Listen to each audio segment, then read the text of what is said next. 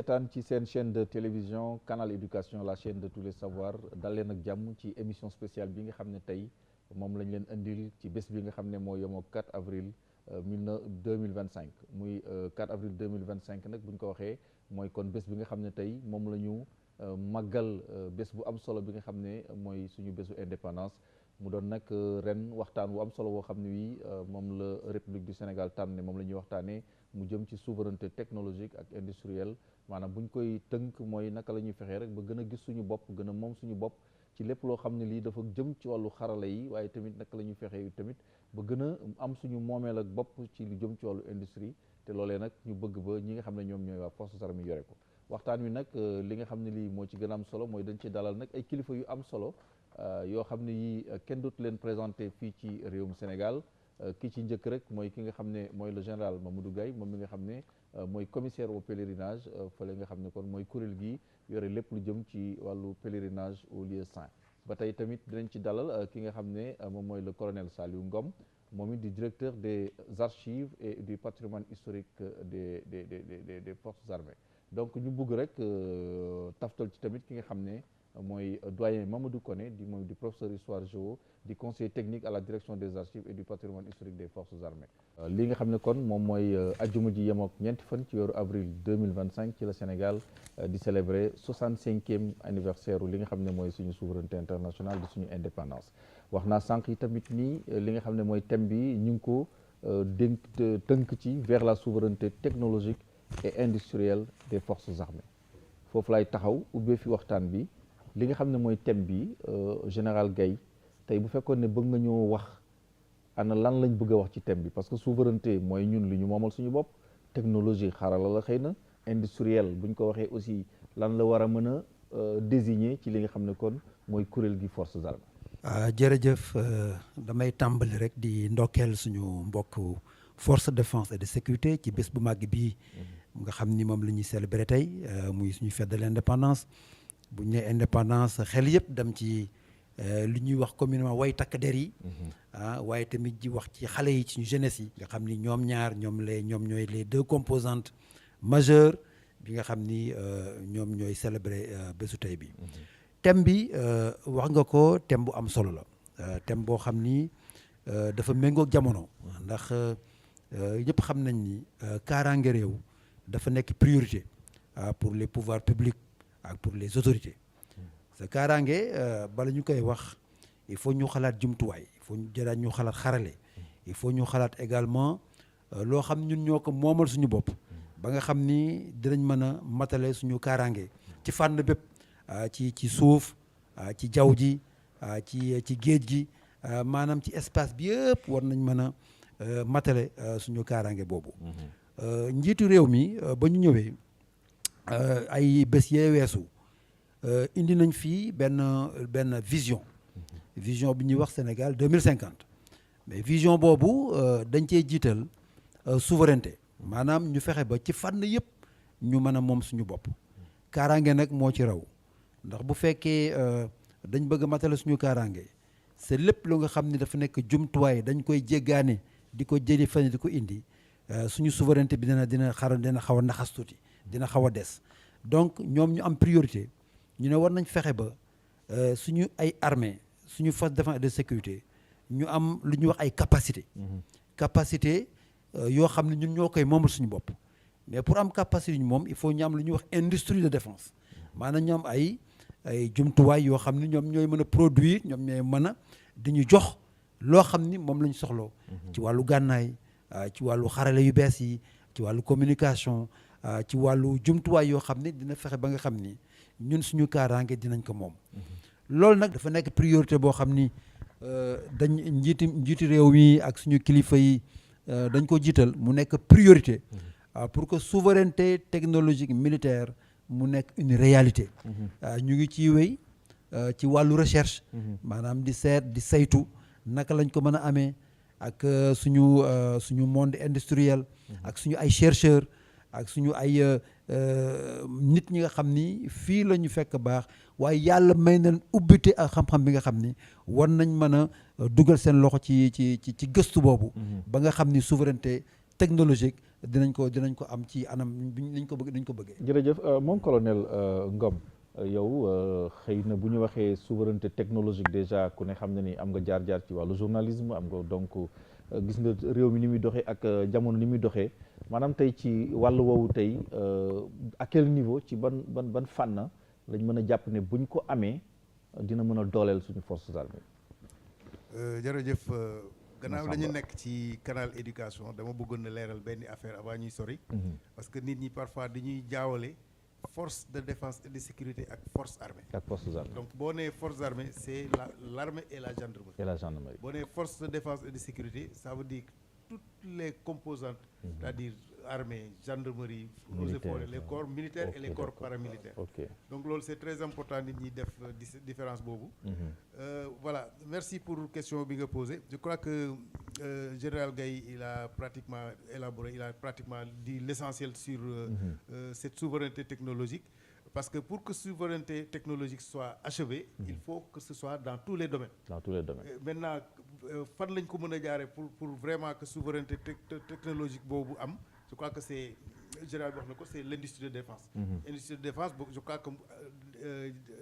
dox nañ ci ay jéego yu am solo. autorités yi nga xam ne ñoom ñoo koy dox nañ ci jéego yoo xam ne vraiment mucc ayib la ba nga xam ne actuellement je pense que c'est irréversible. te industrie de défense boobu bu ñu ko amee jumtuwaay yi ñu soxla yëpp pour que souveraineté boobu soit vraiment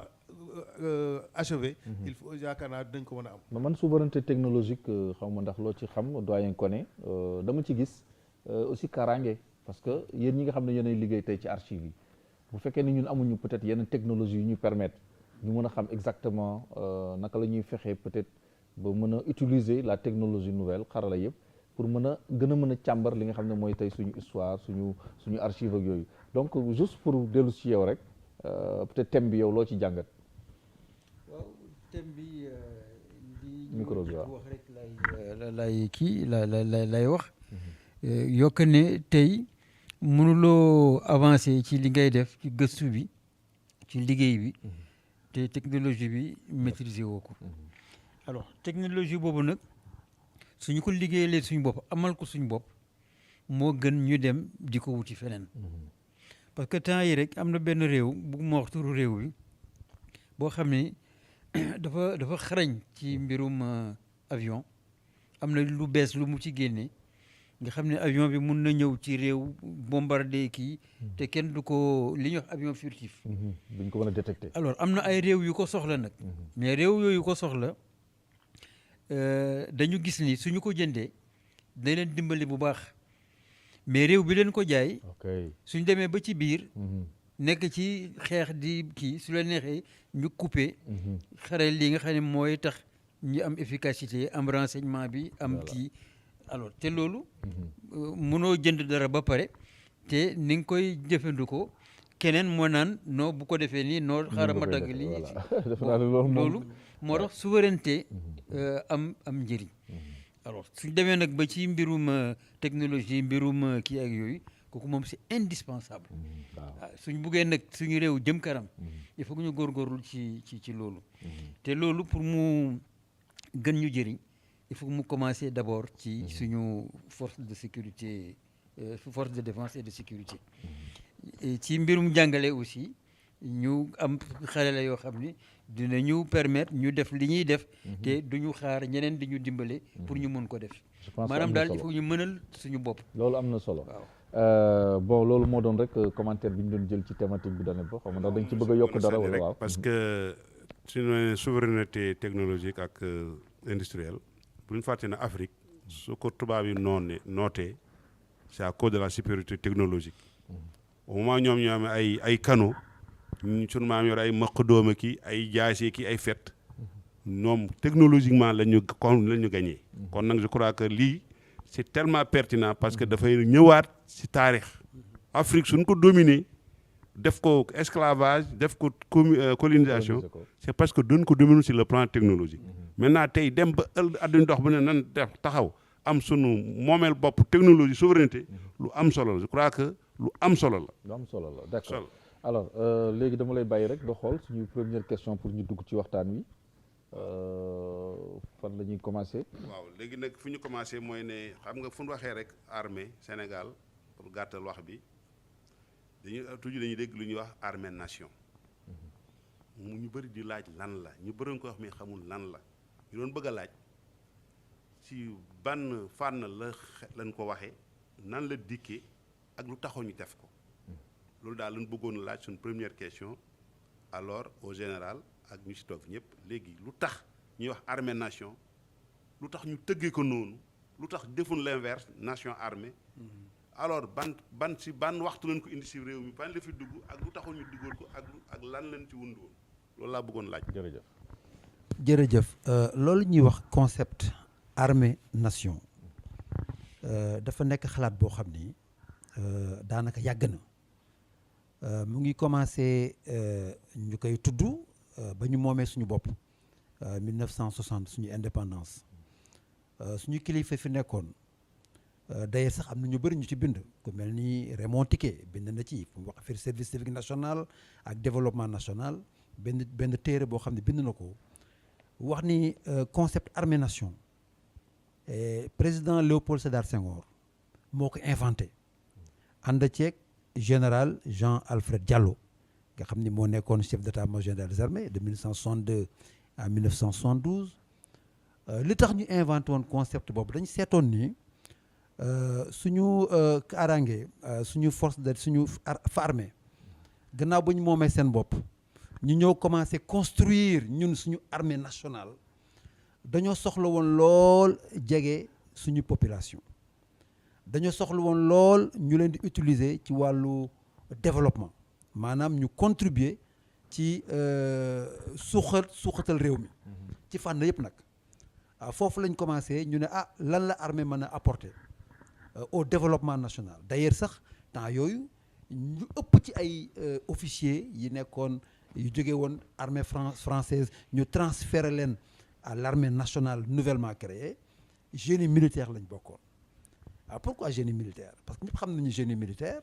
ñoom lañ jagleel ci wàllu tabax ci wàllu defar ci wàllu defar ay tali ci wàllu tabax réew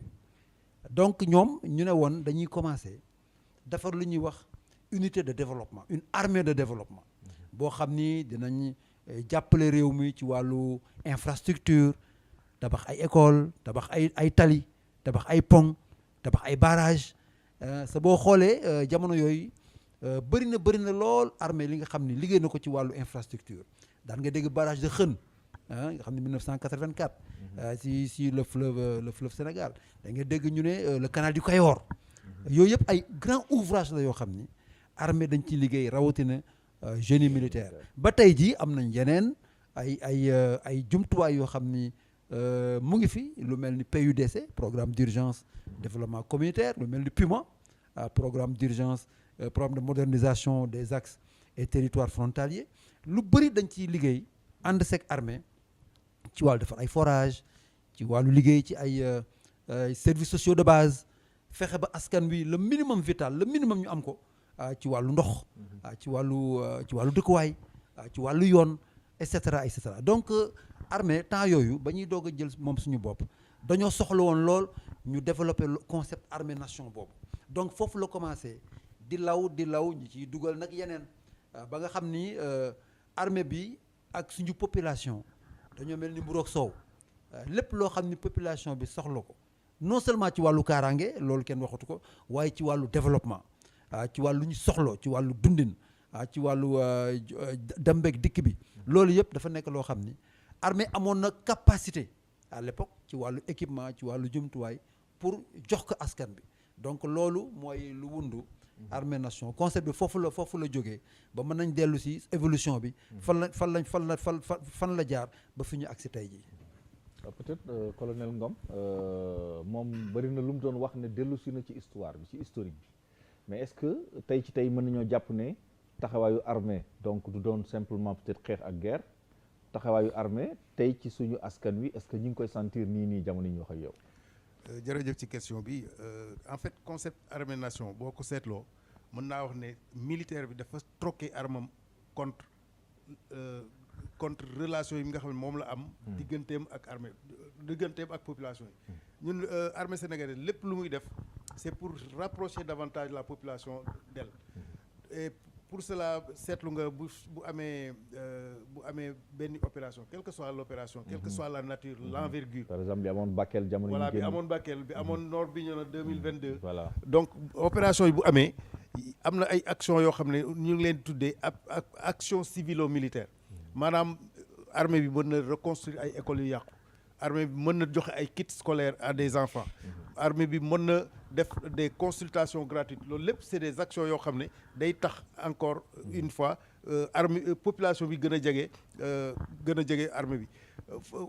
bu ñu demee sax ñu mën nañu weesu foofu récemment am na benn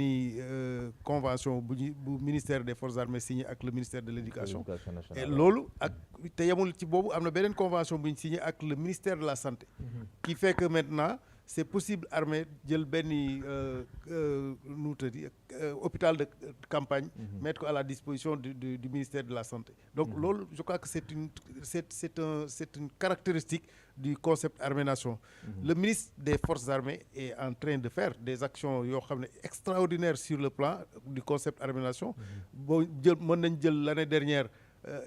am organisé na des activités yoo xam ne ça a polarisé vraiment un nombre important d'enfants yoo xam ne jàng nañ ci et puis li ci gën a yéeme mooy activités yooyu day permettre sax xale yi ñu jàng ay métiers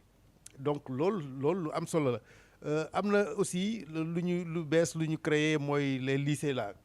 les LINAC qu'on a créé à Sédhiou et Kaffrine qui sont calqués peut-être sur le modèle du Prytanée militaire et loolu xam nañ ne ku wax Prytanée militaire xam ne vraiment c'est une école d'excellence boo xam ne dafay génne ay élèves yoo xam ne vraiment élèves yu bëri ay kàngam yu bëri muy Sénégal muy Afrique muy dans le monde xam nañ seen xarañte donc loolu tout ça c'est dans le cadre du concept armée-nation. waa Régie bu fekkente ni sànq mi ngi koy wax xaatim bi nga xam ne amoon na ci diggante partenariat bi amoon ci diggante ñaari ministères yi ñu déglu rapidement rek ñaari ministres yi ñoom fan lañ ko orienté ak ci lan lañ ko jëmee. La cérémonie de cet après-midi constitue un approfondissement d'un partenariat déjà satisfaisant. La convention que nous allons signer nous permet de mieux l'encadrer et de l'adapter aux besoins du moment. En effet, elle couvre les domaines dans lesquels les forces armées peuvent apporter une plus-value certaine, qu'il s'agisse de l'enseignement et de la formation, de l'encadrement et du mentorat, des formations spécifiques, des activités extrascolaires et du soutien logistique. Je suis convaincu que la mise en œuvre de cette convention nous permettra d'atteindre les objectifs que nous nous sommes fixés. Aussi, j'exhorte toutes les parties prenantes des forces armées et de l'éducation nationale à s'engager activement pour la traduire en engagements et résultats concrets.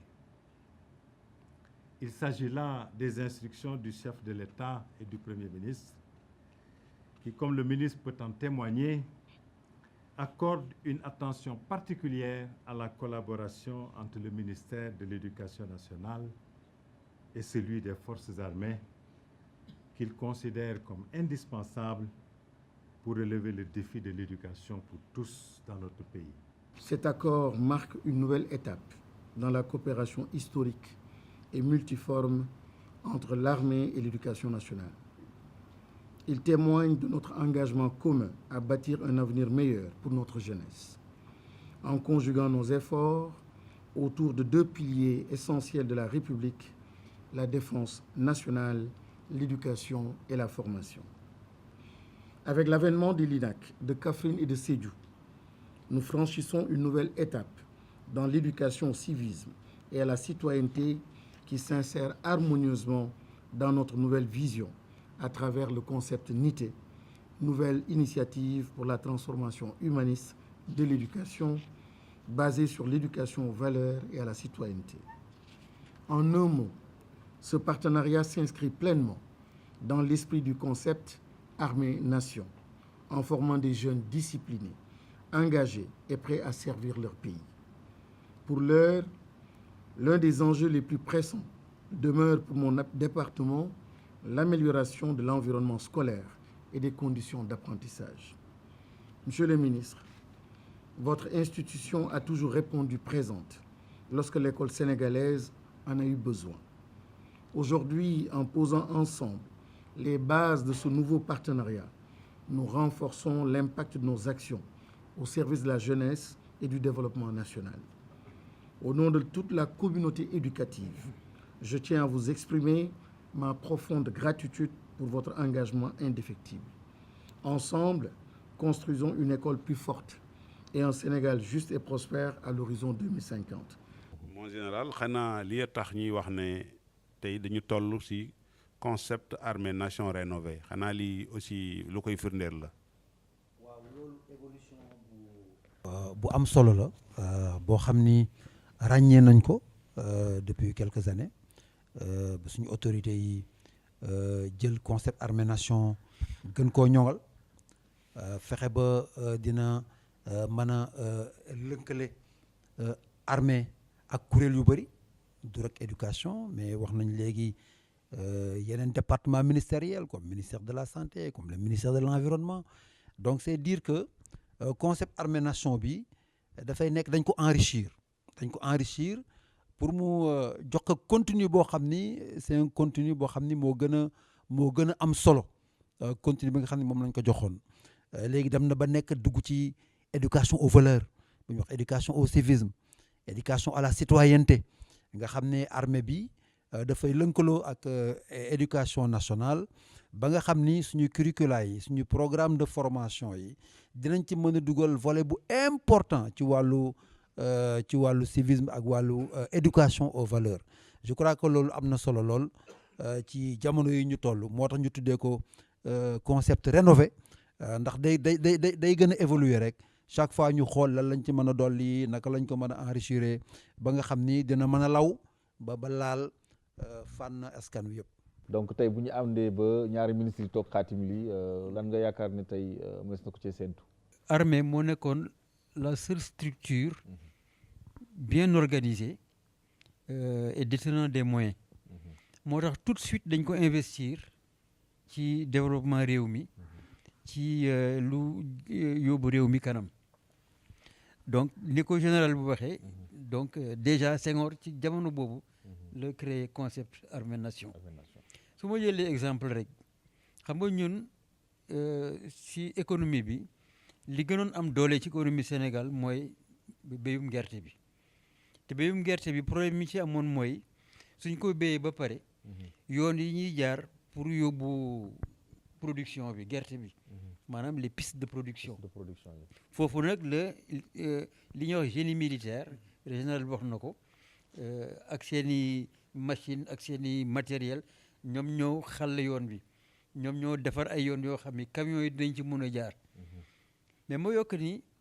keroog maa ngi seetaan benn kii actualité sénégalaise ñuy wane armée nation ci jamono yu Senghor indépendance bi nga xamee ni camion yu doy yu ñu am sax pour ñu yóbbu gerte gi amuñ ko camion militaires yi ñoo doon ñëw di charger gerte gi di ko yóbbu macha allah alors donc loolu amoon na solo ñu teg ci nag bi ñu amee indépendance mooy structure bi njëkk nga xam ni organisé am ay moyens moo tax tout de suite dafa investir boppam ci lépp luy jëmale réew mi kanam bon suñ demee ba ci biir di ngeen gis ni même ci weeru mbirum santé bërëb bi nga xam ni médecin civil yi duñ fa nangoo dem médecin militaire lañ fay yónni ba ci dëkk yi gën a ndaw ba ci biir Sénégal ba tey sax d'ailleurs ñoom nga fay fekk bon ak ay yeneen yoo xam ni bon donc su ma gisee nii loolu depuis indépendance la ñuy dem nag di yokk ñoom ñëpp xam nañ leen ci seen organisation ci seen discipline ci seen patriotisme loolu nag comme am na ci militaires yi ñu ne aussi comme réew bu bees la il faut loolu ñoom ñu am ci seen valeur seen vertu ñu indi ko ci xale yi indi ko ci jeunesse bi ci la ñuy commencé lëkkaloo nag ak njàngale bi ñu ñuy servir d'exemple ba tey suñ ñëwee ba créer ay écoles yoo xam ni à l'image du Prytanée pour que suñu jeunesse bi am formation boobu gën a nekk ay citoyens yoo xam ni dinañ capable yóbbu kanam réew mi kanam. colonel. waaw dama bëggoon yokk tuuti rek ci concept armée nation parce que concept bi dem na ba nekk diggante même les journalistes et l'armée parce que si je prends l'exemple de l'historique de la DIRPA avant muy nekk DIRPA dafa nekkoon ce que les gens appelaient c'était le presse information cinéma la tuddoon PIC service PIC boo seetloo sax anciens yi xamuñu DIRPA boo leen ne PIC ils connaissent et temps boobu bi mu nekkee PIC c'était une petite cellule qui était logé à l'état-major boo xam ne benn lieutenant français moo ko doon commandé et pourtant lieutenant boobu on lui avait donné tellement de moyens dont des camionnettes et autres et il faisait le tour du Sénégal et seulement fi ma bëgg a def rapprochement bi entre le concept dans le cadre de ce concept armée nation mooy que toutes les actions qu'il menait pendant ses tournées dans le Sénégal, ces actions-là étaient tournées vers les actions civilo-militaires. Ce n'était pas vraiment de la communication pure, mais ça s'était tourné vers les actions civilo-militaires. Donc c'est pour encore dire que ce concept de FAYAG, et puis vraiment ça évolue d'une manière extraordinaire. Et le deuxième exemple que je vais donner, moi, la commission commission sénégalaise d'histoire militaire, dont le président est un professeur de l'université. Le professeur Morneau, moi je suis le vice-président, et le président de tutelle, c'est le chef d'état-major général des armées. Ça aussi, ça entre dans le cadre du concept armée nation. Très bien. Faut ñu teg suñu baaraam d'ailleurs pour ñu wax ci armée nation, concept armée nation, parce que xam nañ ne après dañu ay chantier yu ñu ubbi woon ban ko créé à partir des années 62 yooyu yu doon laaj nag chantier yooyu fan la woon ak tax ñu jëloon ñu tànnoon yooyu bërëb. waaw ni ma ko waxee ci njëlbeem ba ñu inventé concept armée nation dafa am ay bërëb yoo xam ni moom lañ jëloon comme zone prioritaire ñoo xam ni fa la ñuy jëkk jël choisir daal pour man fa def liggéey bi nga xam ni man dina ràññee bu baax concept armée nation benn bi mooy dans le domaine des infrastructures de base dans les zones éloignées zones yi nga xam ni àgg fa dafa jafe professeur Koné wax na léegi ci wàllu piste de production xal ay yoon yoo xam ni dina fexe li nga xam ni moom la ñuy soxloo dem ak dikk bi daal di yomb ak li nga xam ni aussi dina dimbali askan wi ci wàllu dundin comme ci wàllu ndox wax naa sànq ci wàllu barrage wax naa ci wàllu canal du Koyor wax naa ci wàllu PUDC ci wàllu paiement donc yooyu dafa nekkoon ay priorité seet loo xam ni moo amal njariñ askan bi dans l'immédiat ñu def priorité foofu donc foofu lañ gënoon accentuer vraiment les chantiers du concept armée nation mais booy xool léegi comme infrastructure yu bëri bëri na ay structures yoo xam ni aussi ñu ngi fi pour liggéey ci loolu léegi dañu am benn glissement boo xam ni dañu dem vers les valeurs vers l'éducation vers les facteurs immatériels ba nga xam ni dina fexe ba loolu tamit mu mandargal concept armée nation si yeneen fànn. waaw damay jàpp ne si mandargal boobu noonu damaa gis ne benn dëkk mel na Sawañ dañ fa ubbi woon chantier Sawañ loolu ñëpp xam na ne yaay des pionniers de armée nation kooku dama koy déglu loolu si domaine mbay mi la parce que képp xam na ne ku wax ne Ndar ak lu ko wër am na domaine yoo xam ne mën nañ see bay donc Sawañ aussi jàpp nañ ne bokkoon na si chantier yi ubbi woon si expérimenter n'est-ce pas le concept armée nation loolu donc lu am la ak yeneen dëkk donc léegi daf may permettre ma ñëw si colonel Ngom wax nga léegi ñi ngi ci xàll yoon yi ñi ngi dem ci école yi ñi ngi dem ci paj mi mais teewul yemun foofu dañoo gis ne dañoo créé li ñuy wax musée des forces armées ñu bëggoon a xam maintenant musée boobu lan mooy rôle am ak lan lañ ko xaare ci biir réew mi. jërëjëf bon yaakaar naa réew mu nekk war na créer li ñuy tuddee un musée des forces armées nag bu Sénégal musée la boo xam ne c'est l'un des plus anciens musées en Afrique noire et qui a une expérience de 30 ans actuellement qui est très riche dont le rôle bi mooy vraiment ñu xool ci le patrimoine historique de nos grands anciens qui vise ce musée-là il vise les armées traditionnelles c'est-à-dire suñu résistants yi mooy ñoom Lat Dior et tout ça vise aussi nos armées d'aujourd'hui notre armée nationale et ça vise également les armées post-coloniales, c'est-à-dire bon, les tirailleurs sénégalais et autres. Alors, le rôle du musée aujourd'hui, c'est quoi? C'est de collectionner, donc collecter des archives. Donc quand on collecte des archives, c'est pour les conserver. Donc collecter des archives, les conserver. taarixu réew mi quoi. waaw xam nga wolof bi nag donc dañuy jëm fu nekk jéem a am ay archives ñëw bu ñu amee archives yooyu dañ koy garder ci musée bi am na façon boo xam ne moom lañ koy garder ci musée bi. ba pare dañ koy diffuser, maanaam dañ koy mettre à la disposition de la population, du public. Pour cela dañuy am téema yem foofu bokk ba. non mais est-ce que ni nga wax nii ne da ngeen koy diffuser. man gis naa ay réew yoo xam ni par exemple les week-ends da ngay gis seen musée yooyu dafay fees dell ak ay bus ay auto élèves yi di ñëw nit ñi di ñëw mais est-ce que loolu yéen aménagé ngeen loo xam ne lii dina permettre nit ñi def ko parce que j'avoue que mel na ni aussi. voilà bon dama ba yaakaar ne ci deuxième question bi la mais mën naa yegg nañ ci continuer benn yoon. Bon en tout cas depuis juillet bi ma ñëwee ak léegi sincèrement parlant on reçoit énormément de visiteurs, particulièrement les élèves.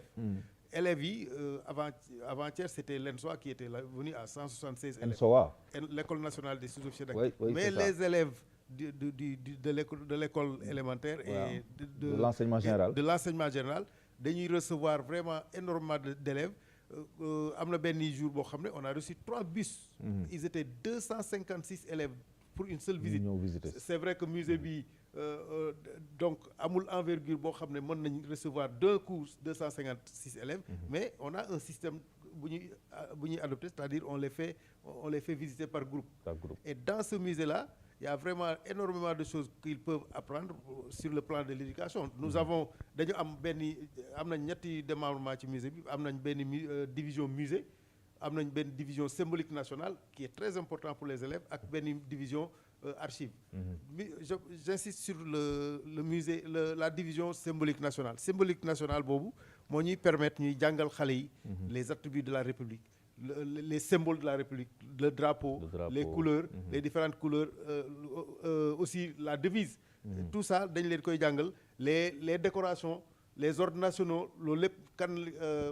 et puis c'est des valeurs yoo xam ne xale yi mën nañ ci jàngee loo xam ne c'est important. Parce que boo leen tuddalee par exemple benn tirailleur sénégalais comme sergent Malamine bi nga tuddoon sànq. ñu xam ne am na ay valeurs ak ay vertus yoo xam ne vraiment moom la incarné, nga expliquer ko xale bi mën na tax mën na changer sax comportement, mën na changer jikkoom. Donc dañuy def tout, il s'agit pour le musée quand même de tout faire pour que ces jeunes-là s'approprient ces valeurs et ces vertus qui ont été incarnées par nos grands anciens là. Voilà, man dafa am lu may laajte xëy na. Est-ce que armée aussi ni ñu ko tuddee la grande muette tëju ko tëj boo xam ne nit ñi duñ xam lu muy def parce que lu mel noonu quand même soo man partenariat avec une chaîne comme chaîne bi wala beneen ñu ngi wane dana tax nit ñi mën a xam lii fa dem ba mën fa dem mais su dee dañu tëju rek ñu tuddee la grande muette xëy na dañu war a mën a jënd la grande muette doit être un peu bavarde à un moment donné aussi. Mais man am naa habitude di wax nit ñi ne grande muette bañ ñu tuddee woon avant, maintenant on est devenu la grande bavarde. Grande bavarde maîtrisée. On fait de la communication maîtrisée parce que loolu moo waral ñu créer la direction de l'information et des relations publiques des armées. C'est des spécialistes qui sont là-bas. Boo seetloo c'est pas n'importe quoi. la ñuy wax jot ci yéen aussi di mu yombee nii xam nga rek. waaw et puis xam naa liggéey nañ fi liggéey boo xam ne les relations qui existent aujourd'hui entre le civil, particulièrement la presse civile et l'armée sénégalaise, elles n'existaient pas avant. Aujourd'hui, moi j'ai eu à recevoir des appels de journalistes qui me demandent, ils font l'exposé d'un événement, ils me disent est-ce qu'on peut diffuser ou bien est-ce qu'on peut en parler. Je prends l'exemple de l'événement qui s'est produit à Bignona, en Gambie en 2024. Il y a 2 journalistes qui m'ont appelé pour me dire qu'ils voulaient faire une émission sur des papiers qu'ils ont reçus. De qui, on ne sait pas. Je leur ai dit que si vous êtes des patriotes, ne le faites pas. Vraiment, bu faites ay patriotes ngeen bu leen wax ci affaire boobu. C'est pas des documents yoo xam ne nit ku nekk war nga am fibre patriotique boo xam ne dina la permettre bala ngaa wax dara nga xam ne def laa leer. Donc loolu vraiment tey en tout cas man particulièrement je sais que defar nañ relation boobu nga xam ne tey il y a beaucoup de journalistes avant ñuy def yenn yi dañ may woo laaj ma. Donc vraiment doyen Ngom Bey moom mi nga xam ne peut-être jaar na ci éducation sànq mi ngi wax ne doyen Koné sànq mi ngi wax ni am na ay élèves yu fay ñëw yu bëri est-ce que à un moment donné aussi yéen da ngeen a war a dem fekki élèves yi parce que j'imagine que peut-être c'est des élèves privilégiés ñu am bus wala yooyu mais dans certaines localités peut-être que am na xale yoo xam ni bu ñu sañoon xam est-ce que tamit du ngeen créer peut-être les moyens de cette politique pour aller vers pour être plus voilà offensif quoi. gis nga loolu mu wax noonu. waaw day firndeel lu bëri parce que suñu nee musée des forces armées civil yu mel ni man te xamuñu. dañ naan militaire yee ko moom. fekk na ku xam concept armée nation xam ne lépp lu ñuy def pour njëriñu askan bi la donc askan bi du militaire yi askan bi population Sénégal la donc moo tax ñu def en sorte que xam nga ñun amuñu tradition muséale. su ma nee ñun nit ku ñuul ñun li ñu xam ci kii ana ay xamb te yooyu ay affaire jinneek ay affaire kii yooyu lañ mais pour ñu jël dara denc ko di ko won nit ñi pour di fàttaliku di suñu kii lépp lu ñu kii nag dañ koy def ci ay woy ak ay fecc ak ay mais depuis bi ñu amee suñu musée yàggul c'était dans les années 80 nga xam ni division archive musée la woon ci biir DIRPA. D'accord. yenn kilifa yu baax yu fi nekkoon te am xam-xam ku mel ni général Lamine Cissé ñoom ñoo xalaat ni vraiment mun nañ ko ak ñoom général Babacar Gueye nañ ko génnee ci archive ñu def ko direction ci lañ ko defee direction bi ñu ko defee direction 97 2006 ñu yokk éventail de compétences bi maanaam nekkatul direction musée mais direction archive patrimoine historique des forces armées donc ñu kii comment dire yaatal ko bi ñu ko yaatalee nag pour wax leen ne amuñu culture musée benn bâtiment bi ñu nekk tey foofu lañ ñu jox te bâtiment boo ay nit ñoo fa dëkkoon ñu génne leen ñëw abal ñu ko mais musée dëgg il faut ñu tabax ko parce que dafa soo ci ñi am chance dem Europe gis nañ musée yi foofu xam nga dëkk bu mel ni France ñoom biñ commencé tabax musée ay siècle la ci gannaaw donc ñoom ñoo ñu jiitu fuuf mais bi ñu commencé ci lañ gis njëriñ bi mais population yi ñëwuñu ñu ci lañ nag commencé nag déployer ci cadre armée nation benn politique boo xam ni dina tax nit ñi ñeme ñëw xam ni ñoom ñoo ko moom su booba nag temps yi dañuy dem sax ba déborder parce que taax yi ñu am mënul recevoir ay nit ñu bëri alors te comme ni nga ko waxee pour répondre ci sa question bi nit ñi dañuy ñëw mais ñun aussi dañuy dem parce que suñ jëlee ñenn ñi nga xam ni dañu sori Dakar ñu nekk Ndar wala nekk Casamance wala nekk je ne sais pas ba Kédougou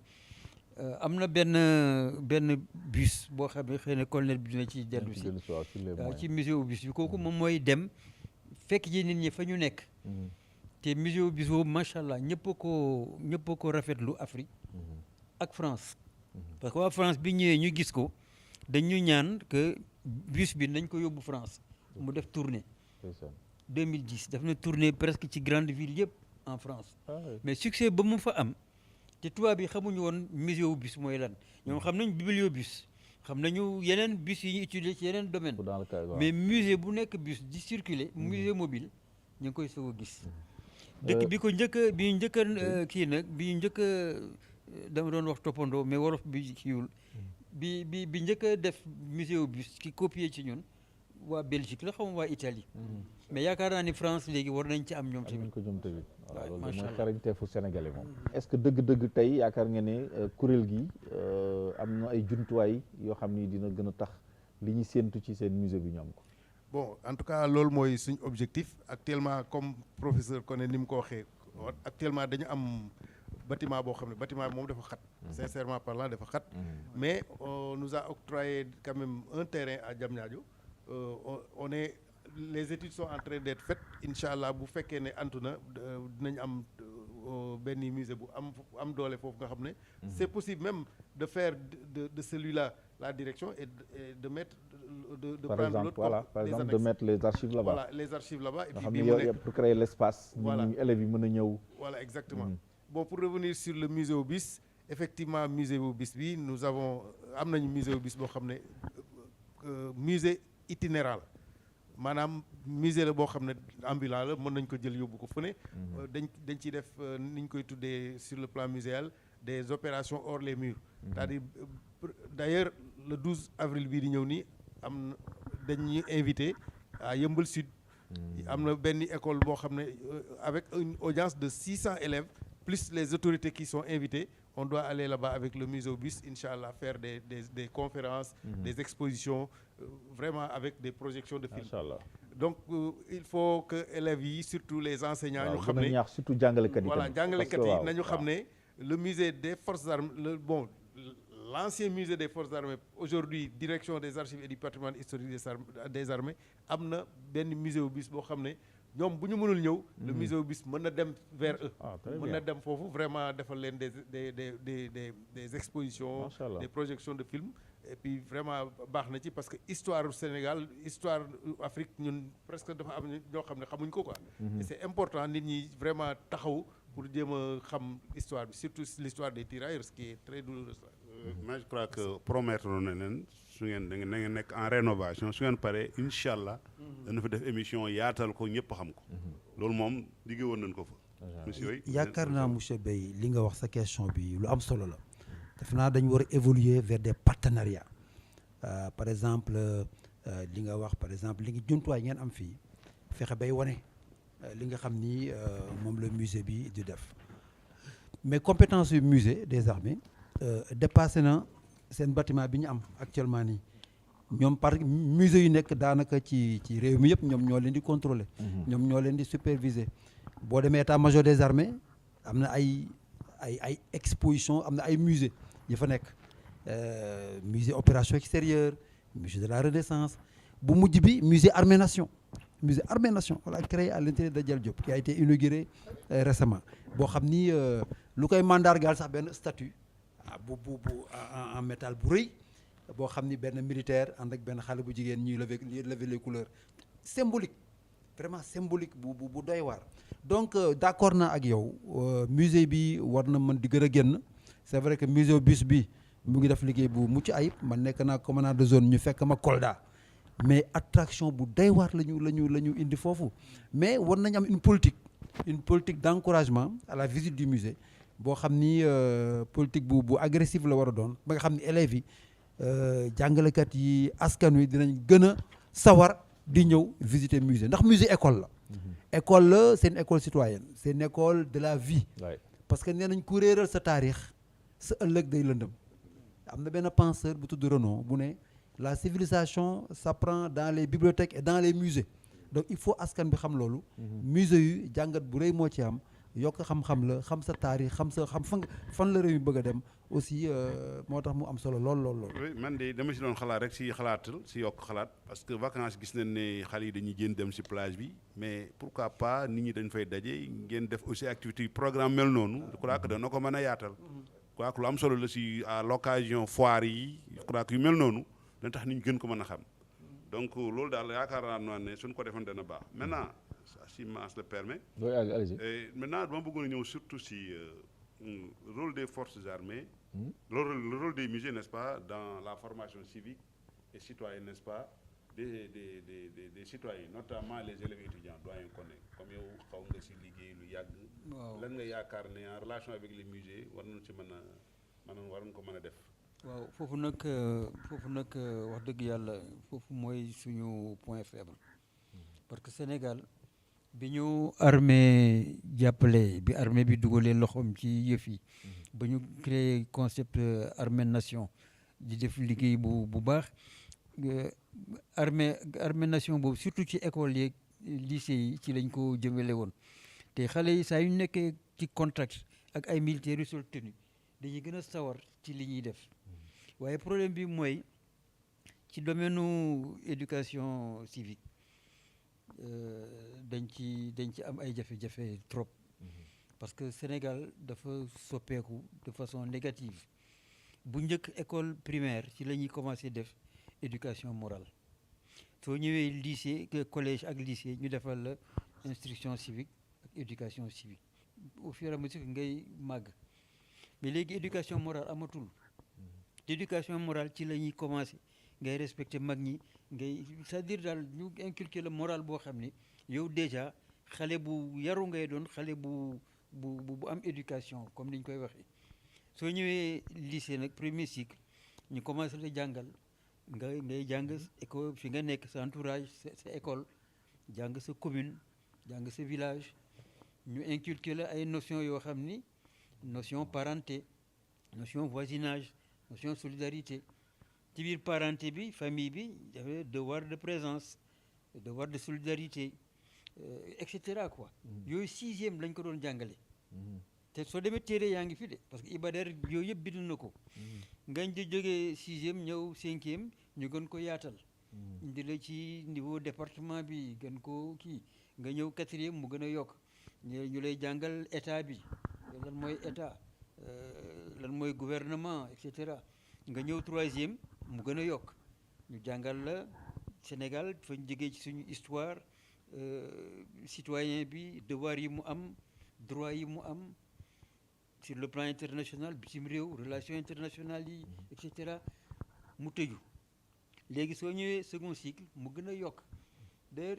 premier cycle instruction civique la ñuy wax second cycle ñuy wax éducation civique soo demee nag ba jeexal ba pare sa terminal yow di nga nekk nit ku ñu tabax préparé waaw vraiment un citoyen boo xam ni tu es prêt à mettre la main dugal sa loxo ci économie réew mi ci yooyu yëpp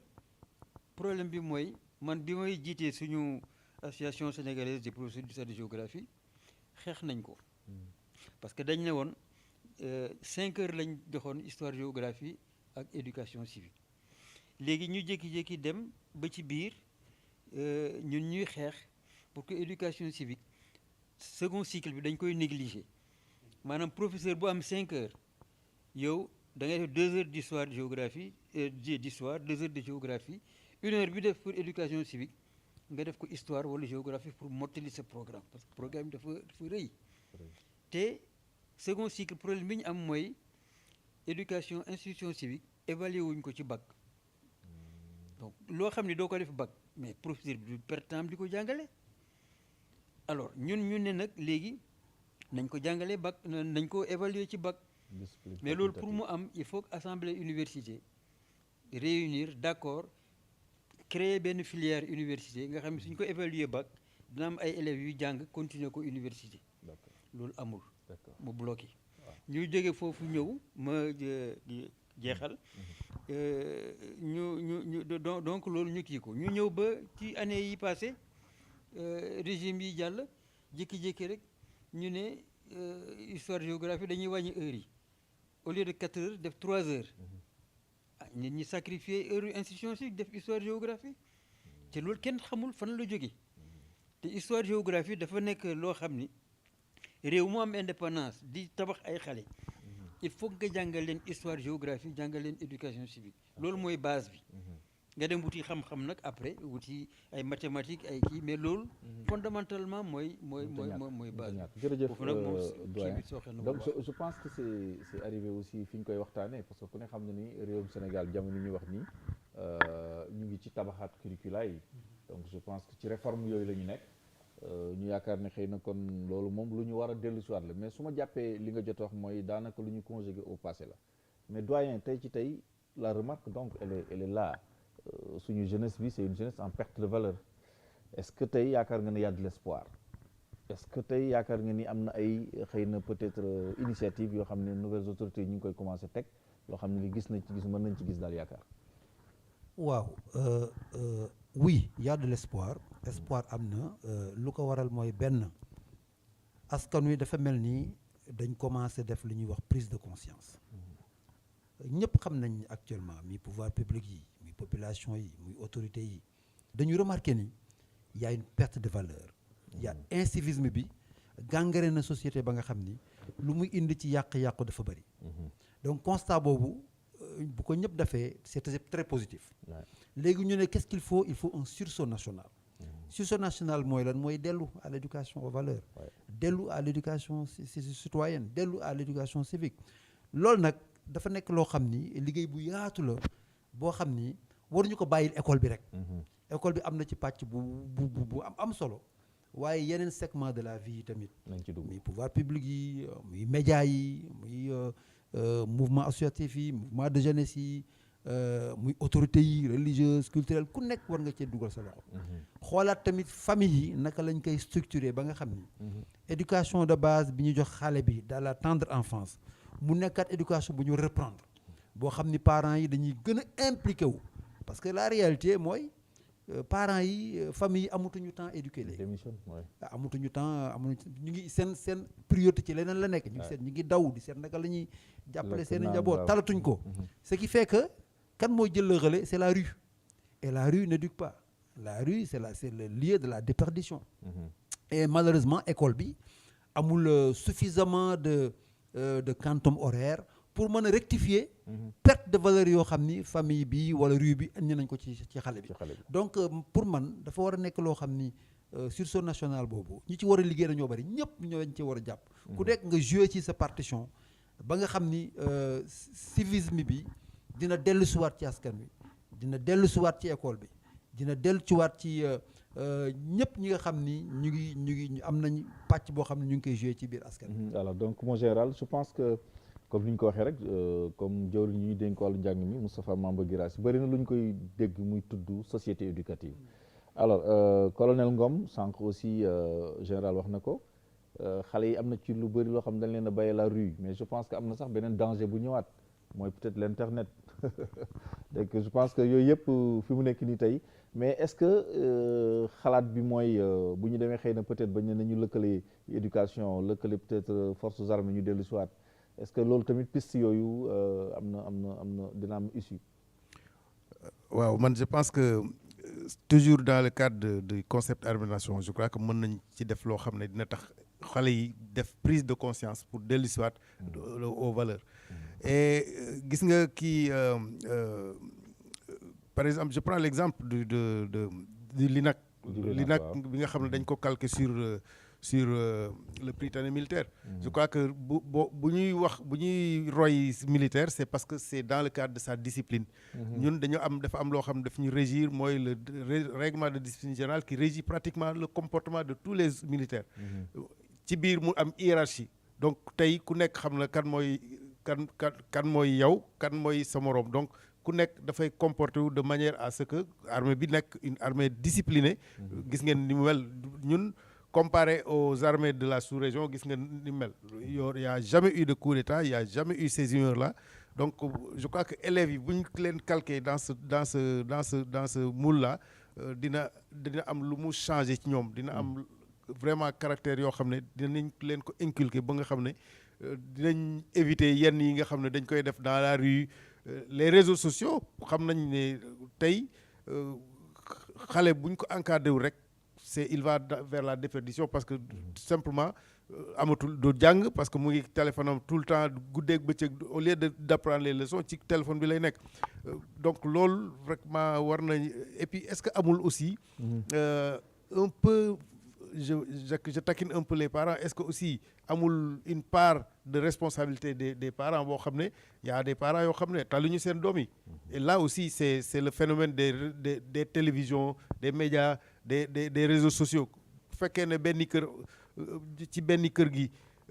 kii papa ji mu ngi ak téléphone am fële yaay ji nekk ak téléphone am fële les enfants aussi ils vont se mettre dans le téléphone kenn du leen surveiller donc loolu aussi je crois qu'il faut une prise de conscience des parents comme ni ko général bi waxee te am na beneen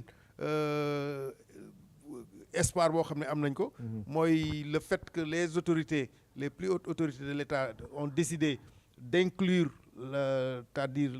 l'apprentissage de l'histoire des tirailleurs sénégalais dans les curricula. Je crois que loolu aussi c'est une très bonne chose. Les enfants vont apprendre des valeurs et des vertus de ces grands combattants. Je crois que c'est une très bonne chose aussi. Daneba, pour rester sur le chapitre, je pense que mën nga dem ci éducation. Globalement, dañu am deux Sénégalais. Le Sénégalais sous les drapeaux, discipliné, mais ordonné, et le Sénégalais qui n'est pas sous les drapeaux. Ñu gis beneen comportement. May laaj. La loi sur le recrutement militaire lan la wax au Sénégal quelles sont les dispositions générales est-ce que tey jii mënuñu jaar par recrutement bi aussi di former xale yi par des cours de vacances et may permettre aussi ma embrayer rek ci beneen question bi xam naa pour nga mën si répondre mu gën a yaatu la question des réservistes tey Sénégal est-ce que am na ay réservistes ñooñu su amee lan mooy seen rôle ñan ñoo ko ñan la ko et cetera loolu daal bëggoon naa ñu insister surtout si aspect boobu noonu. man bay bëggoon naa rek dolli ci tamit pour xëy na peut-être ni nga ko waxee xëy na noonu la na ko comprendre service militaire. est-ce que tey yegg nañ foo xam ne Sénégal war nañu ne léegi kat service militaire dañ koy instaurer. waaw question bu am solo la lu boo xam ni dafay ñëw lu bari service militaire de par la loi il est obligatoire. Il est obligatoire. Tous les Sénégalais âgés de 18 ans à 60 ans sont assujettis. Loolu la loi bi wax article 19 de la loi 70-23 du 6 juin 1970 par force dañu wax a dem def le service national. Mais pourquoi instaurer wuñ ko mais c'est parce que actuellement lu ñuy wax l'offre est supérieure à la demande. tolluwuñu foo xam ni dañuy dem ci kër yi di par force di mobiliser nit ñi di leen indi ndax recrutement national ñëpp xam nañ ni buñ ne armée ñu ngi recruter lu ëpp 25000 jeunes dinañ présenté wu ñaata lañ ciy jël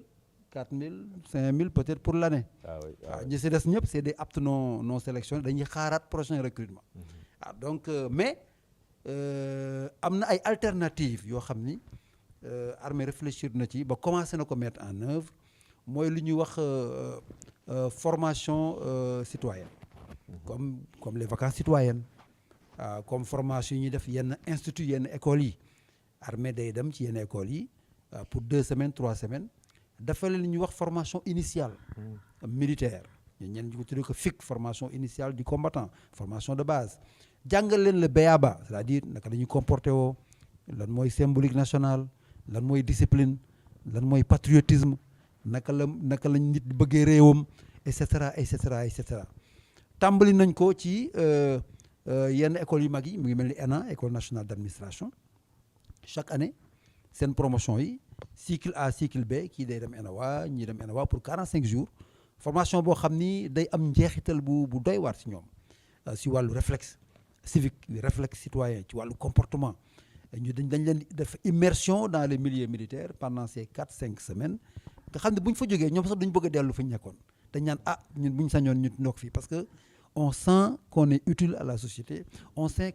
qu'on est en train de servir notre patrie on sent qu'on est utile qu'on est de vrais citoyens def nañ ko ci wàllu également les recrues de la fonction publique man personnellement j'ai formé 2 cohortes de recrues de la fonction publique environ 1800 yoo xam ne ils ont recruté ñu jël leen yóbbu leen dans nos centres de formation à Thiès pendant quelques semaines jox leen voilà dafa leen immersion former leen ci wàllu comportement ci wàllu civisme ci wàllu citoyenneté mais loolu dafa baax buñ ko mënee gën a yaatal moo gën dem ba ci école yëpp parce que ñu généraliser ko bien sûr contrainte majeure bi mooy contrainte budgétaire bi les moyens peut-être pour le faire mais commencé na am nank la volonté politique est là il faut que l'État se donne les moyens ba nga xam ne dañ koy généraliser ba nga xam ni du nekk service national obligatoire mais day nekk formation citoyenne conduite par les armées selon le modèle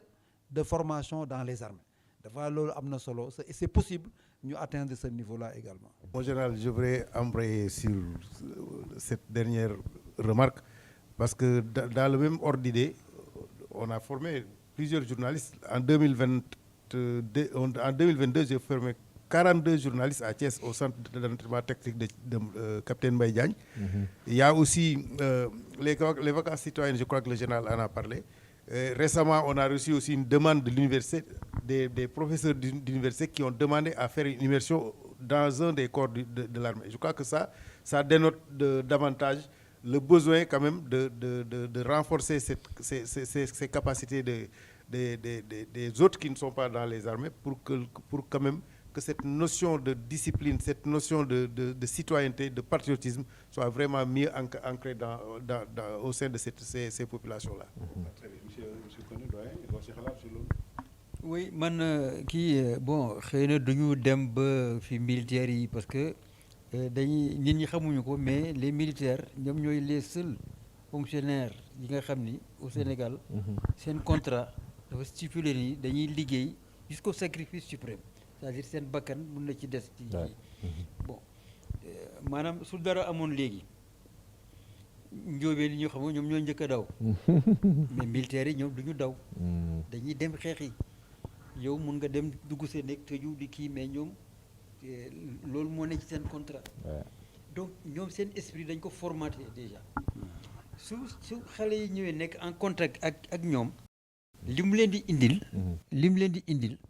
vraiment macha allah quoi et su ma delloo gannaaw tuuti ci affaire musée li tax affaire musée bi am intérêt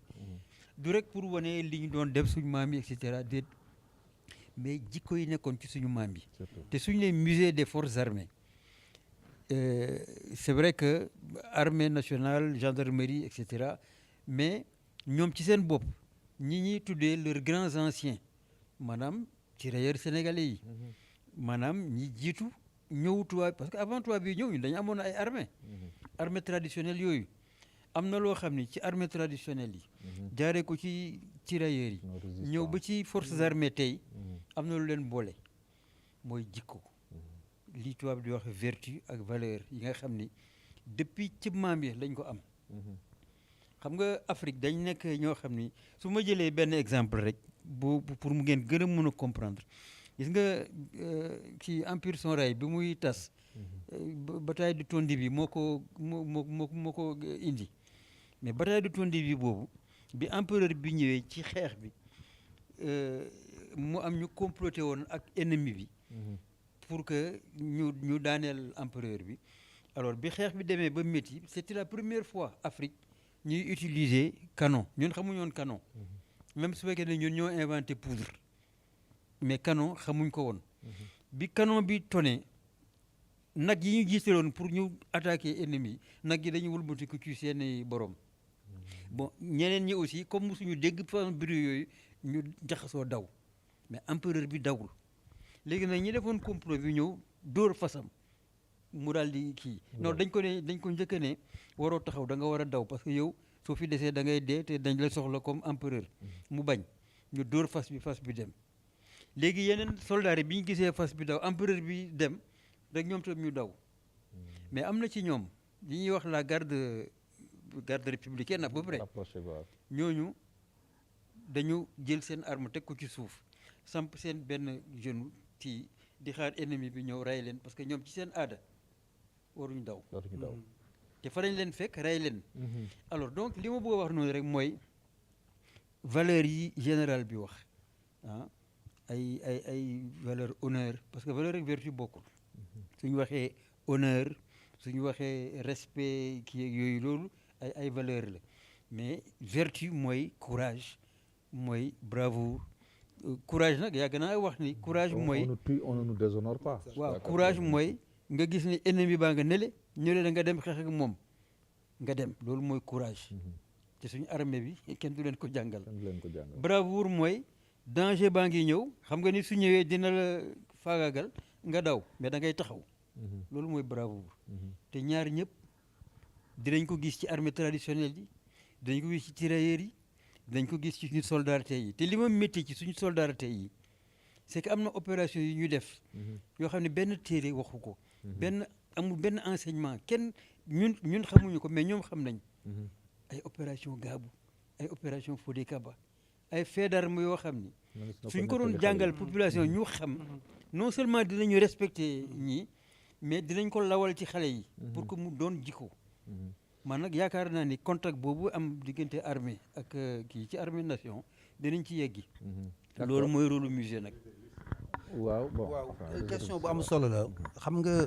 armée nu ñu organiser wu le service militaire est composé de deux aspects benn bi mooy l'activité de service mooy lu ñuy wax service actif mooy ñi nga xam ni ñu ngi dans l'armée nekk ñoo xam ni ils sont en activité 2 ans 5 ans selon les contrats yi ñuy signé bu ñu jeexalee seen contrat ba ñu wax fin de service wala ñu désengager leen dañ leen di verser dans la réserve ils deviennent des réservistes moom la ñuy wax libéré na bu ñu la libéré armée comme nga def 2 ans dañuy wax durée légale nga def 2 ans ñu libéré la nga dem sa kër vous êtes réserviste vous êtes versé dans la première réserve. réserviste maanaam heure bu ne mën nañ la woo. wala heure bu yow nekk war nañ la mën a mobiliser. ok ça bu ñu la soxlaa maanaam bu ñu consommer tous les effectifs actifs de l'armée yéenay les premiers à marcher yéen la ñëw jël si pour ngeen compléter. alors boo ñu defee 5 ans ñu verser la dans la deuxième réserve ba tey réserviste nga. am na aussi beneen façon réserve mooy ñi nga xam ni dañu nekk ci yenn école yoo xam ni école de formation militaire paramilitaire comme école polytechnique comme ENA actuellement nga xam ni dañuy def une partie de service militaire ñooñu mën nañ leen considérer comme réserviste parce que jàng nañu les fondamentaux un peu de la défense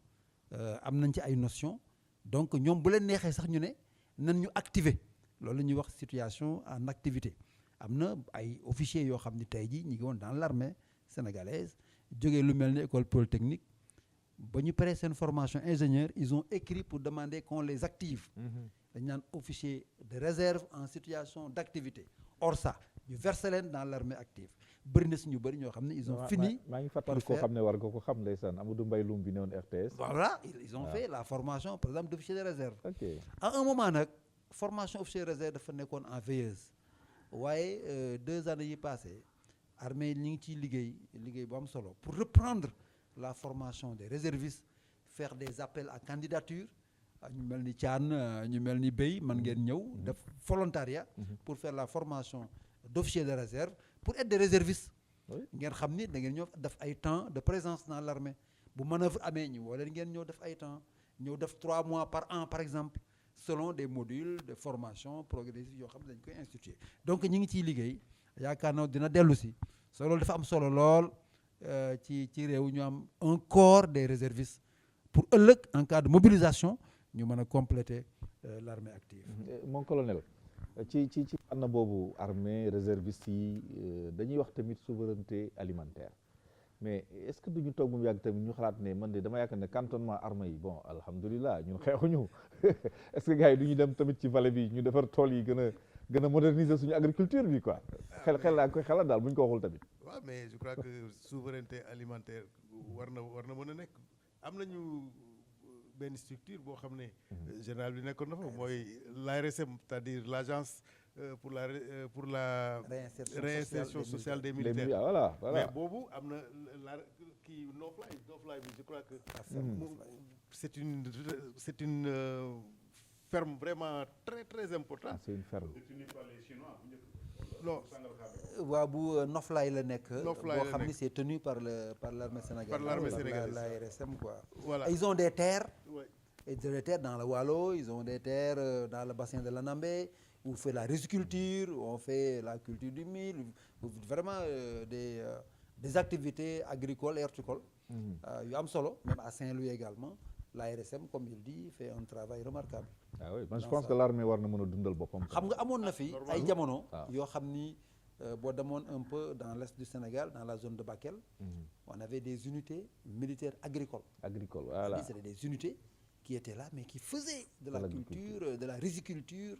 Et à l'époque, comme il dit, valoriser un peu la présence de ces militaires. Ils ont la logistique, ils ont la discipline, ils ont l'organisation, donc ils sont aptes vraiment pour apporter leur concours. Voilà. Mon général, la question des réservistes, pour tax ñu war ko mën a activer dañuy gis ne dañuy wax ne contexte sous-régional bi dafa marqué par une insécurité grandissante, il y a des radicalités de toutes sortes. Mais ngeen yaakaar ne réservistes yooyu mënuñ jouer un rôle aussi de prévention, en tout cas d'information déjà, de première main pour un peu faire face à ces menaces.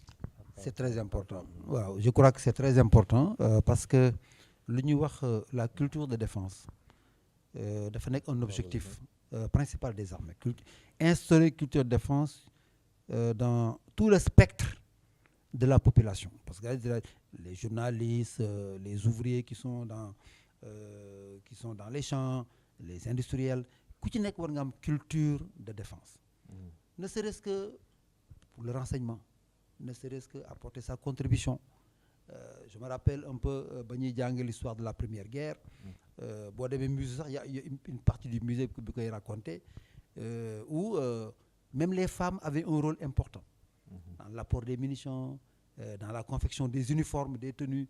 les ferrailleurs, etc., et qui faisaient des armes, des lances, etc., etc. Donc war nañ instaurer culture de la défense ci population bi ba nga xam ne du nekk loo xam ne dañ koy jagleel rek ñi nga xam ne ñoo nekk dans l'armée active, mais ku nekk jouer un rôle important. Am na ay sociétés, je ne citerai pas de nom, yoo xam ne ils ont une culture de défense très poussée. Actuellement dans le monde yoo xam ni da ngay defa ni c'est la nation armée. Ñii ils contribuent en termes de renseignement, ñii ils contribuent en termes de logistique opérationnelle, ñii ils contribuent en termes de soutien logistique aux forces combattantes, etc., etc. Donc loolu c'est un objectif final recherché qui est d'instaurer cette culture un peu de la défense. Boo gisee sax récemment maintenant on a institué au niveau de tous les ministères le poste de conseiller défense. Ouais. Dans tous les ministères. Pour lan la c'est pour instaurer un peu, insuffler cette culture de défense au niveau des départements ministériels ba nga xam ni law na ba nga xam ni ku nekk di nga mën a am ce réflexe de défense, ce réflexe de contribuer à la défense ndax li ngay wax l'irrédentisme, de terrorisme nekk na loo xam ni les armées régulières ne suffisent pas pour contenir ça. Il faut mu am une mobilisation générale de toutes les composantes de la société ku nekk en ce qui le concerne dans un département bien donné doit pouvoir y contribuer. Donc loolu c'est important pour ñu arriver un peu à ce niveau. Foofu li ma ci bëgg a wax rek mooy j'ai un peu suivi un dossier qui est assez intéressant benn ONG bu ñuy wax West Africa Partners, Tambacounda, Kédougou, dans les zones frontalières ñoom ils font tout pour former, dañuy dem di former les FDS, mais dañ leen di boole ak communauté bi parce que je pense que aujourd'hui la remarque c'est que FDS yi kese doyuñu parce que soo demee fu mel ni Kédougou nga xam ne dafa am ay foofu ñuy di wute or ak yooyu comment les entre bu ñu ñëwee ba dugg ba pare naka la ñuy def ba population bi nekk dans une position d'alerte et aussi ce qu'on appelle de collaboration. Parce que si la population collabore aussi avec les forces de l'ordre, je pense que insécurité bu bëri en tout cas dans les frontières mën nañ ko am parce que ku dugg war nañ xam kan la ban kër la logé fan la nekk est-ce que dinay kayit et cetera. Et en ce moment il y a des signalements qu'il faut faire maintenant. D'ailleurs ça rejoint la toute première question. Armée nation. Armée nation voilà. Un des objectifs Armée nation mooy li muy wax ni arriver à ce niveau de collaboration, de symbiose et de soutien vraiment aux forces de défense et de sécurité. Et ça réussit. Oui, je pense que dans la zone sud, ça réussit quand même. Oui, dañ ci joxe benn exemple rek quand on parle généralement de la défaite de Dien Bien Phu, le général Ziap, su réussir, mais c'est parce qu'il y a une collaboration massive de la population. Je crois que le concept armée-nation justifie encore amplement cette collaboration-là. Je crois qu'il faut peut-être activer ça davantage yaatal ko. Je pense que daal émission bi xam naa ne ñu ngi bëgg kii ñu ngi xaabaabal. Ku wax 4 avril wax xale yi waaye tamit wax forces armées wax nañ ko sànq li ma bëggoon rek mooy suñu forces armées ñi nga xam ne ñooy jeune génération yi ñu xam ne li ñu yore yombul li ñu yore wax ngeen ko sànq ci ay cas yoo xam ni mu ni soon na ko nettali yoo xam ni xale bu ci teg loxo wala xale bu liir di nga xam ne yow fii nga bokk. Je donne juste le cas par exemple de Mbaye Diagne au Rwanda. Je pense que démb gis nañu documentaire yi ñu ciy def ak yëpp et xam naa ne am ngeen ci ay kii yu bëree bëri. Donc tey ci tey yan message ngeen war a mën a tey livrer la jeunesse sénégalaise pour ñu xam ne d'abord am nañu armée boo xam ne bii fierté la mais am nañu armée boo xam ne bii mën nañoo compter ci moom. Waaw lu am solo mooy d'abord valorisation de nos héros. C'est-à-dire ñi nga xam ni ràññee nañ leen comme ni ko historiens yi di ko defee d'ailleurs merveilleusement ñi nga xam ni ay figures emblématiques lañu dans notre société ñu leen di valoriser di ko jàngale. Dans nos écoles mu nekk suñu programme d'histoire tout court et d'histoire militaire également ñu mel ni Mbaye Diagne nga xam ni il est plus célébré à l'extérieur que chez nous parce que les gens reconnaissent sa valeur et tout léegi commencé nañu maa ngi gis au niveau national il y a quand même un effort de reconnaissance et de valorisation boo xam ni commencé na vraiment ñu koy rafetlu donc il faut ñu taxaw foofu si valorisation de nos figures emblématiques ñi nga xam ni dañ leen ràññee c'est vrai histoire de Lat Dior et Baba Diakhou et ils ont joué un rôle extrêmement important les sites historiques yi nga xam ni ñu ngi fi ñu koy valoriser di yóbbu élèves ñu fay dem def ay voyages d'études lu mel ni Pathé Badiane lu mel ni Deqalé lu et cetera donc am nañ ay patrimoine yoo xam ni pour man des na encore ci wàllu valorisation nga xam ni ñëpp dañ ci ànd ak médias yi ànd ceeg société bi. ba nga xam ne ay référence lay doon dina am jeexital lool ci wàllu jikko. ak ci wàllu valeur yi nga xam ni moom lañ bëgg inculquer suñu askan surtout suñu jeunesse. non loolu am na solo parce que déjà comme ñu wax société éducative. tey boo demoon tey Pathé Badiane c'est pas forcément un militaire qui va te parler mën naa am sax benn paa ngi ci dëkk boo xam ne il a envie de donner cette contribution. participer à l'histoire et cetera donc mon colonel je pense que foofu la ñu toll tey comment aujourd'hui amener cette jeunesse à comprendre les enjeux mais aussi à comprendre cette armée valeureuse que nous avons. waaw loolu c'est quelque chose de très important parce que gis nga je prends l'exemple de Mbaye Diagne Mbaye Diagne c'est vraiment une figure emblématique dans le dispositif de l'armée sénégalaise et de la nation sénégalaise. Et comme général bi ni mu waxee il a été reconnu d'abord par les Nations Unies. Donc il est le premier en tout cas casque bleu à qui on a dédié une médaille. Une médaille de courage, de exceptionnel, etc., de bravoure. Donc loolu après lui il y a eu que depuis lors depuis de 1994 le génocide bi depuis lors il y a que 2 autres qui ont eu ça médaille boobu c'est un Tchadien et un autre qui ont eu cette distinction là. Donc loolu jar na vraiment ñuy valoriser ñuy divulguer cette histoire là pour que la jeune génération puisse s'en inspirer, puisse s'approprier ces valeurs là parce que loolu Mbaye Diagne qu'est-ce qu'il a fait? Il a sauvé des centaines de personnes sans armes parce que il était un observateur du yor arme. Donc kooku grâce à ses capacités de négociation il est arrivé à sauver des centaines de personnes. Loolu général bi sànq tudd na le rôle des femmes dans ce dispositif. Je vais parler donc de Madame Tirailleur. Lors de façon générale les femmes dans l'armée, la place des femmes dans l'armée d'une manière générale. Et ça c'était une astuce des blancs. Qu'est-ce qu'ils se sont rendus compte que les tirailleurs sénégalais de temps en temps ils ont besoin d'aller voir leur famille, ils ont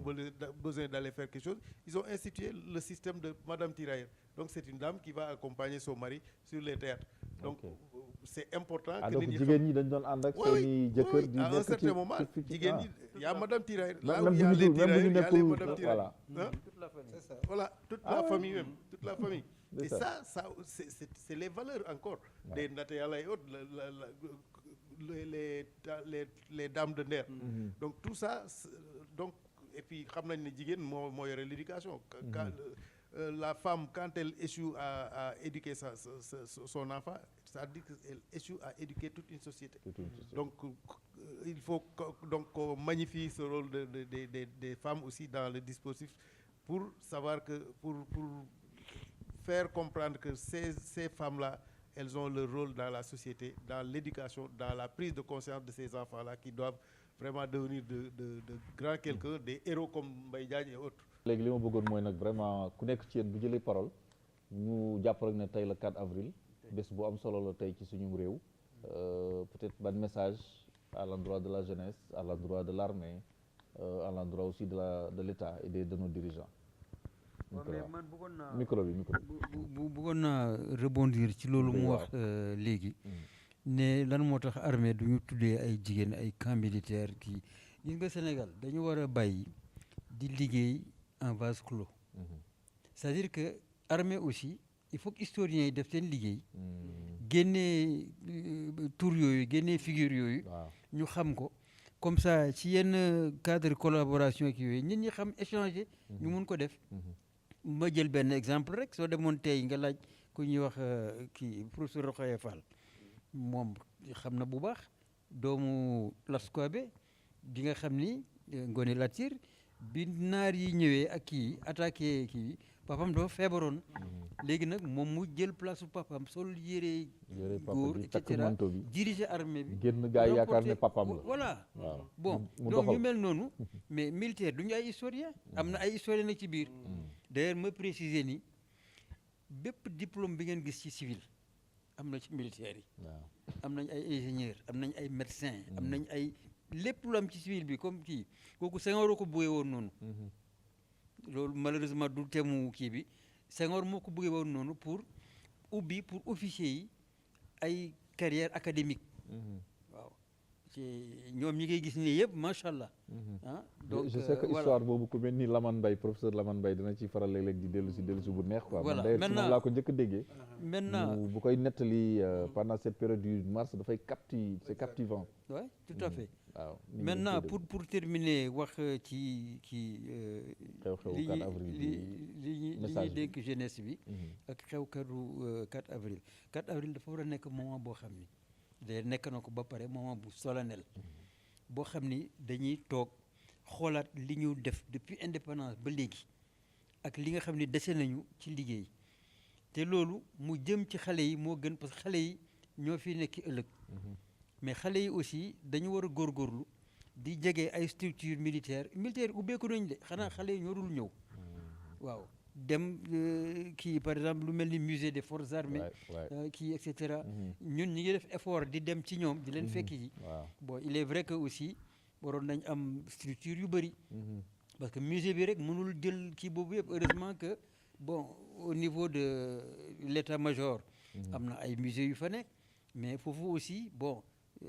dañ naan état-major kenn du ko jege kii et cetera alors que dañ fa war a ñëw c'est comme par exemple gendarmerie seen musée bi ni ñu ko defee woon mais kenn du fa ñëw parce que nga dugg biir gendarmerie leneen bo en général daal dañ ko kii quoi loolu il faut mu deñ ci boppu xale yi pour ñu xam ni armée bi nation bi la fi nekkal donc te ñu xam ni dañ leen war a jàngal seen cosaan valeurs yi ñu doon wax fii léegi ba nga xam ni ñoom dinañ ko jàng comprendre ko nekk ay nit yoo xam ne ñun suñu fi jógee ñoom ñooy continuer tabax kii bi fi may jeexalee rek mooy gis nga même yéen xamu leen ko jeunesse bi aussi xamuñu ko mais gis nga armée Sénégal balaa nga koy xam nga génn bitim réew dégg jugement biñ ciy am na benn boo xam ne Iba Der Thiam moo ko siiwal du ma ci dellu si mooy plateau bi ñu defoon à l'état-major ak ay yeneen Libéria je crois que bi ñu demee ba Sénégalais yi war a quitté population yi am na ñu doon jooy ñu doon manifester parce que nee nañ mosuñoo gis façon soldats yi nga xam ne dañuy ñëw di leen teete di leen kii et cetera c'est-à-dire fu ñu dem rek jikko yooyu lañ fay kii on est en avance te kenn du leen yàpp macha allah alors on est en donc avance il faut que xale yi jege leen voilà donc je pense que voilà dernier mot bi dégg nañ ko mooy surtout cette ouverture mais yaakaar naa ne comme wax nañ ko sànq rek man jàpp naa ni en tout cas ñun lu mel ni canal éducation aussi am na rôle ak responsabilité buñ ci am parce que tey ñun mën nañu agir sur le milieu scolaire mais en même temps mën nañu dem aussi di créer le pont entre les archives et cetera ak tout ce qu'on veut avec l'école te incha allah dinañ ci gën a engagé wu parce que dans le cadre de la convention entre les deux ministères service bu nekk wax nañu ne dinañ seet ci wan fànn lay gën a mën a taxawee parce que xam nga kilifa yi ñoom bu ñu signé pare maintenant nag structure yi nga xam ne ñoom ñooy structure technique yi ñoo koy porté donc par exemple ku mel ni canal éducation mën na porté tey une émission spéciale boo xam ne bi chaque semaine war nañ mën a ubbi ñun musée bi def yóbbu fële wala ñu dem ci xale yi aussi di leen won aller même jusqu'à nous-mêmes renforcer le patrimoine parce que kii bu waxee déqalee ñun on peut aujourd'hui avec en rapport avec la DIRPA descendre sur le terrain faire des documentaires très professionnels dans toutes les langues yooyu yëpp ñu ñëw versé waat ko ci musée bi donc yooyu yëpp mën na ko donc je pense que dernière kàddu gi rek ci bés bi nga xam ne tey bés bu am solo la suñu réew. waaw bés bi bés bu màgg la bésu communion la entre armée ak jeunesse bésu introspection la tamit toog xalaat saytu juróom-benn fukk ak juróom at yi nga xam ni moo weesu fan lañ ci toll ci wàllu kaaraange ci wàllu symbiose entre l'armée et sa nation fan lañ ci toll ci wàllu li nga xam ni moom la ñuy mbébét muy autonomie ak souveraineté technologique nekk na aussi moment boo xam ni war nañ toog xool bu baax a baax naka lañ war a gën a lënkale force de défense et de sécurité armée jiitu ci ak suñu population surtout ak suñu communauté éducative nga xam ni ñoom ñaar bu ñu àndee war nañ mën a tabax société ci anam bu mu gën a rafete mon colonel merci dama bëggoon dalal xelu monsieur Beye rek ci affaire cas yi muy wax ne pour ñu tuddee ko ay jigéen parce que je crois que armée mu ngi ci jéego yooyu déjà récemment nii ci at yi weesu en tout cas jot nañu tuddee ay camps yu bëri ay résistants ay nit ñoo xam ne c'est en tout cas c'est au sein du Sénégal quoi. Et loolu yaakaar naa dina continuer parce que récemment même ki nekk Dooji woo na ma di ma laaj est-ce que amul ay résistants yoo xam ne dans le Jolof xam nga posé woon naa la question bi est-ce que amul ay résistants yu nekk dans le Jolof yoo xam ne mën nañ leen jël ñu tudde leen ay les champs de tir ay camps bi tout ça parce que c'est toujours ay noo yoo bizarre ñoo nekk foofu yoo xam ne parfois sax da ngay am problème pour xam wax ne lii moo signifié lan donc loolu je crois que ñu ngi ci lancé boobu te ce serait une bonne chose ñu quand même ñu jël tànn ci jigéen ñi xam naa ne ñàkkul ñoo xam ne vraiment très valeureuse femmes yoo xam ne mën nañ leen tuddee ay camps je crois que toujours est-il que loolu c'est la décision des autorités politiques et militaires donc te xam naa ne ñu ngi ci wax fànn boobu tey comme ni ñu ko waxee 4 avril feetu armée la ak feetu ndaw ñi ak feetu population bi je crois que tey képp ku yeewoo Sénégal rek tey war nga kontaan def rétrospection bi comme ni ko général bi waxee xam ne tey maa aaye Sénégal moo aaye donc bés bi nga xam ne moom ci lañ moom suñu bopp bi mu dellusee ku nekk war nga toog nga ne lan laa jot a def lan la Sénégal fan la Sénégal jógee ak fan la yegg ak fan la jëm loolu c'est très important nit ñi bàyyi xel nag ci sécurité bi parce que je crois que sans sécurité il y aura pas de développement nañu bàyyi xel tout le temps ci sécurité boobu c'est très important. Merci beaucoup. Je pense que dana ba xaar ma jox la kàddu gi rek di fàttali ni donc 65e anniversaire bi am na solo su bari bi ci njëkk xam ngeen ne le président de la République Bassirou Diomaye Diakhar Faye daaw ci 64e bi daanaka dañ ko defoon de façon sobre tax contexte bi mu nekkoon donc bii nag day doon défilé boo xam ne bii fu mel ni Dakar wax nañ ni wax dëgg yàlla am neexoon na trop te tamit ku ne xam ne ni Sénégal wane na li nga xam ne lii kon mooy li moom mooy li nga xam ne tamit mooy li nga xam ne ñoo ko moomul suñu bopp dane ba donc pour terminer dafa fekk ne tradition bu célébration bi dafa marqué woon Sénégalais yi ñu seetlu ne les politiques d'ajustement xawoon ko rey tuuti avec des prises d'armes ba nit ñi détourné aussi man dama gëm ne 4 avril mel na 4 avril dañ ko war a célébrer avec grandiose au-delà maintenant de l'esprit festif nu ko la mon général waxee ak mon colonel ñu mën a toog xalaataat de benn introspection tey am nañ benn thème bu am solo mooy ne souveraineté technologique et industrielle lan la donc en tant que man jàngalekat lu may xalaat mooy tout de suite mooy ne école war na nekk un vivier naturel pour mën a fournir les ressources kon nag école dafa laaj tout de suite ñu def réforme yi dafa laaj aussi ce qu'on appelle l'école informelle il y a de la qualité il y a des ressources humaines de qualité ñu mën a jël aussi ñooñu seen nan leen valoriser pour verser leen dans ce projet là gëm naa ne daal comme ne armée nation la nation bi ñëpp la concerné y en a qui sont dans le circuit formel y en a qui sont dans le circuit informel su dañoo bëgg Sénégal jëm kanam nan xëy na bañ def erreur yu ñu doon def dans le passé mooy jël rek le circuit formel te je crois que y a des gosses qui sont dans le mobile téléphone mobile ñu ngi réparé ñu ngi def ay drone je crois que ñoo ñëpp mën na leen a jël ak contribution seet nan leen di jëlee ñu ñëw verser leen ñu mën a participer ci affaire loolu daal laa amoon lu ma ci wax di ñaanal rek ñu def ko ci jàmm ak salaam di remercier au passage vraiment nos invités de marque à commencer par notre doyen qui est notre facilitateur aussi ñu ngi koy remercier bu baax di la delloo kàddu merci beaucoup Dane Ba defe naa ne foofu aussi lay daanelee man tamit di leen gërëm di leen sant parce que plateau bi ñu am ni yombul vraiment en moins de peut-être 3 jours ou 4 jours ñu waxtaan ba mën a waxtaane lii nga xam ne nag mënuñu ko jeexal ubbi nañ aw laaj dinañ continuer nag di ci gën a waxtaan ndax loolu bokk na ci mission wu Canal Éducation di gërëm le général di ko ñaanal ku ne xam ne ni moom tamit ndomba tànk gi mu yor ak li ñu dëgmal muy pèlerinage bi ak contexte bi ni mu demee yàlla na ko yàlla defal ndam yàlla sàmm ko wax dëgg yàlla am defal ko kattan ak doole ak équipe bu farlu boo xam ne bii dina réussir mission le colonel Ngom aussi ñu ngi lay ñaanal li nga xam ne mooy archive nationale ak naal yi ngi ci naal yëpp vraiment yàlla may la aussi nga yeggale lépp ci sa sago ci sa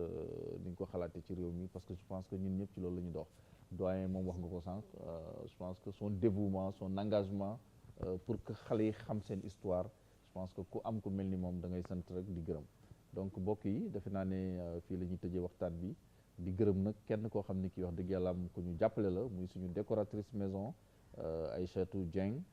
les ateliers Adideco ak gaal gu rafet gi ku ne xam ni gaal ak li mu symboliser ci réewum Sénégal donc je pense que on a voulu juste aussi matérialiser cette pirogue pour montrer que gaal gi ñoo ko bokk gaal gi la ñuy feetal tey te gaal gi tamit je pense que Aïssatou merci beaucoup di gërëm aussi suñu techniciens yi toute l'équipe vraiment de Canal Éducation toute l'équipe de la DRTS ñi nga xam ne liggéey nañ ci ginnaaw di leen di gërëmal aussi le colonel Mbodj mi nga xam ne FDS moo nekk fële ministère éducation nationale en tout cas daal di wax ni rek ñu ngi gën a ubbi kër gi di ko gën a yaatal ndax contribution yi la ñu bëgg ci chaîne boo xam ne bii moom la ñu wax télévision éducative mbokk yi kon dañ leen di dig beneen plateau parce que am nañu yeneen plateau yu ñu def initiative citoyenne ak Nafi Ndiaye dina ñëwaat ci ñaari colonel yi nga xam ne ñoo yore li nag yi te loolu je pense que waxtaan wu am solo lay doon parce que li ñu doon waxtaanee fii lépp mooy naka la ñuy fexee ba xale yi dugg ci li nga xam ne kon moom mooy seen ay valeurs porté ko te loolu bu fekkee ne éducation nationale dem na ba lëkkaloo ak ministère des forces armées pour ñu taxawal ay li nag doxal ko liñ ci jot a gis dal xel kon je pense que ay émissions yu bëri la ñu war a def rek ngir gën ko wane jërë ngeen jëf di leen jox kon dig daje ci beneen numéro incha allah mu ajuwaat ci 4 avril bi yeneen plateau spécial